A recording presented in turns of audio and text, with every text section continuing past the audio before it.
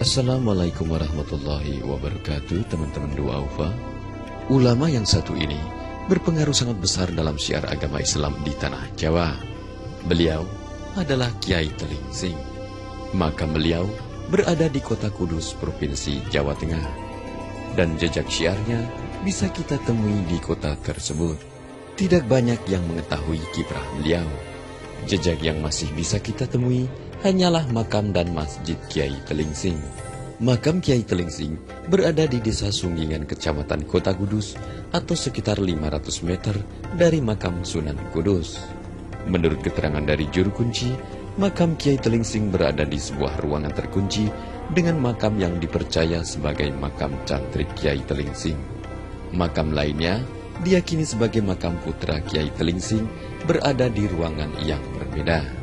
Di belakang bangunan makam ada sebuah pohon langka yang dikenal sebagai bendo, atau dalam bahasa Latin disebut Artocarpus elasticus. Konon, pada masa hidup Kiai Telingsing, pohon itu sudah ada.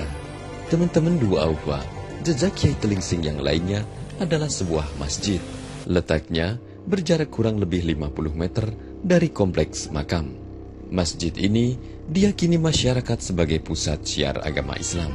Teman-teman Dua Aufa, Kiai Telingsing adalah salah satu ulama yang berjasa di dalam dakwah agama Islam di kota Kudus.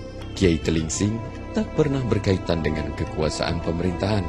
Inilah yang membedakan Kiai Telingsing dengan Sunan Kudus. Profilnya sederhana dan bersahaja, tidak suka dengan kekuasaan dan kekayaan.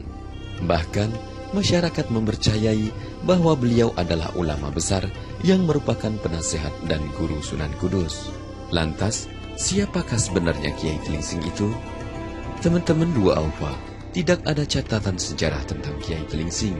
Kisahnya hanya berasal dari cerita secara turun-temurun. Konon, Kiai Telingsing mempunyai nama asli Delingsing. Ayahnya seorang keturunan Arab, yakni penyebar agama Islam di Yunan, negeri Tiongkok Selatan. Dan kemudian menikah dengan wanita setempat, dan dari pernikahan tersebut lahirlah Delingsing. Agar lebih mudah mengeja, masyarakat kemudian menyebutnya Telingsing.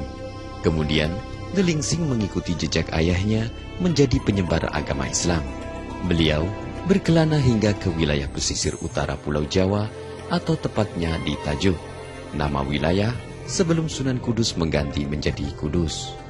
Bahkan, Kiai Telingsing menyebarkan Islam di wilayah tersebut jauh sebelum kedatangan Ja'far Shadiq atau Sunan Kudus di Kudus.